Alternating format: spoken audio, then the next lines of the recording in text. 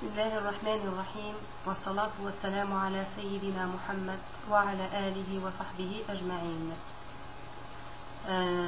راح أعمل لكم وصفة لمكافحة السعال في هذا الفصل، وهذه الوصفة مضمونة 100%.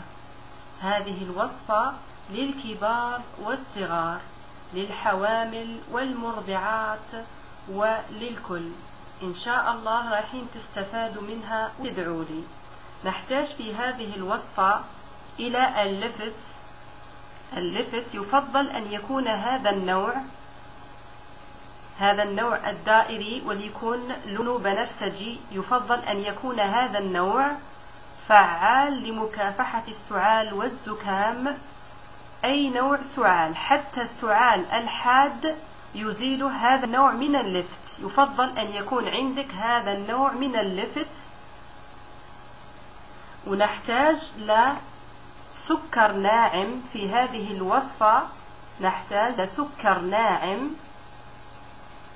وفي اللي طلبوا مني وصفة بعسل النحل، نحتاج لفجل مبشور، هذا فجل أو لفت.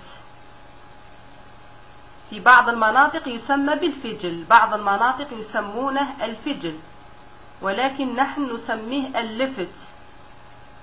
تبشريه، تغسليه، تقشريه، ثم تبشريه بهذا الشكل على شكل ناعم.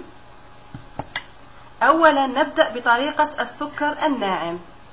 نأخذ حبة اللفت نحفرها من داخل مثل ما نحفر المحاشي، ثم نأخذ السكر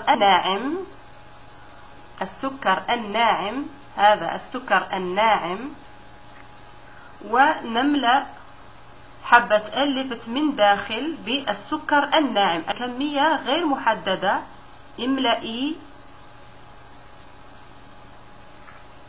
بالسكر الناعم جيدا، هكذا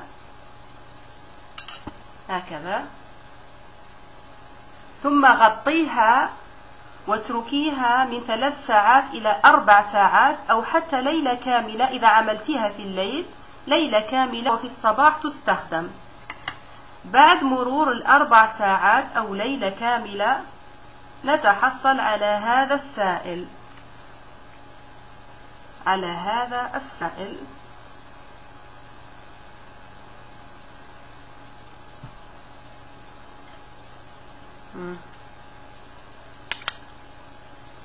يؤخذ هذا السائل 3 مرات باليوم لمدة 3 أيام متواصلة، 3 مرات في اليوم، وسيزول السعال نهائيا ابتداء من اليوم الأول تدريجيا إلى غاية 3 أيام يزول نهائيا. 3 مرات في اليوم لمدة 3 أيام. نذهب إلى الوصفة الثانية والتي هي بالعسل.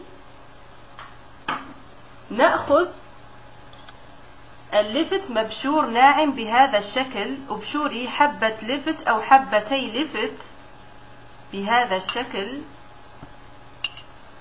ونأخذ عسل برتقال مفيد للسعال ولنزلات البرد. نأخذ ملعقة صغيرة من عسل البرتقال أو أي نوع عسل نحل متوفر عندك. نضعه على مبشور اللفت، ونتركه لمدة 3 ساعات أو 4 ساعات أو حتى ليلة كاملة. بعد مرور الليلة الكاملة نتحصل على هذا السائل. صفيه. يصفى هذا السائل جيدا من اللفت، من مبشور اللفت، ثم يؤخذ 3 مرات في اليوم على 3 أيام. يؤخذ هذا الدواء العجيب والمعجزة في الشفاء من السعال 3 مرات في اليوم لمدة 3 أيام. إن شاء الله من اليوم الأول يقضي على السعال، بعد 3 أيام يقضي عليه نهائيا، حتى نزلات البرد يقضي عليها، والزكام والإنفلونزا. إن شاء الله تكون الوصفة عجبتكم، هي مفيدة ومضمونة 100%. أترككم في رعاية الله وحفظه، أدام عليكم الله نعمة الصحة والعافية، والسلام عليكم ورحمة الله وبركاته.